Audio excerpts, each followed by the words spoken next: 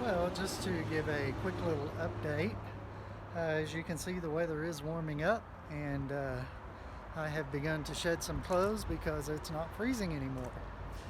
So, got another panel off here, interesting looking.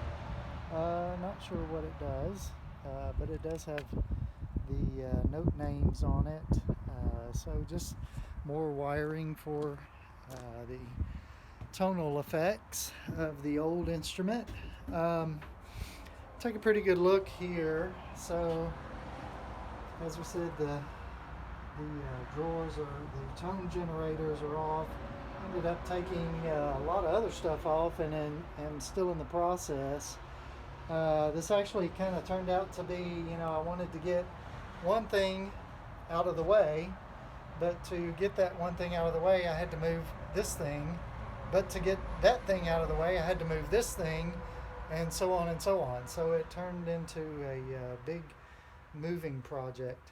A couple of interesting things I wanted to look at here. So on the expression pedals,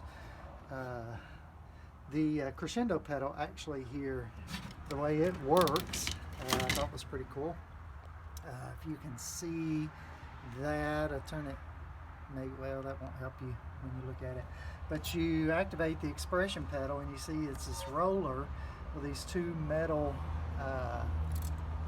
strips there, and then all of these little, which one of them's bent, all of these little metal contacts. So when you activate it, I'm trying to see if I'm getting that in the thing. Yeah.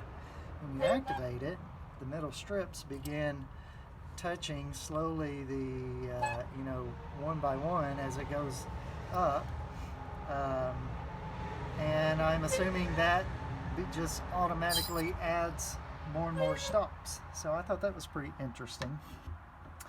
And then interestingly enough, I'll come over here. I've not seen this. Usually on your expression pedals, you have a general expression pedal, you might have a swell pedal, but on this one, it had one for reeds, one for flues, and then of course your crescendo pedal, which is good and squeaky. I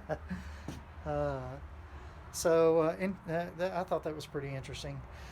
Then the other thing I wanted to point out, so on this board right here, which I've actually got flipped up, you can see this was your chiff and your sustain, but interestingly enough, I feel like this over here, little motorized part, was probably your reverb or tremolo, maybe something like that. I'm not sure, but I thought that was pretty cool. So I wanted to point this out.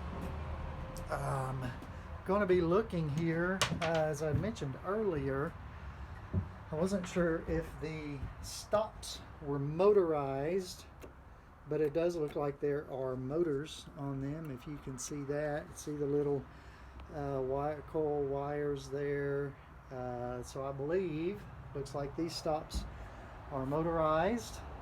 So that will add another element of wiring and maybe a different type of control board for it. So anyway, that's where I am now. I'm going to just, since I've already got this going, I'm going to try to go ahead and continue getting some of this, some of the old electronics, go ahead and get them out since I've got that started, and we'll check back in.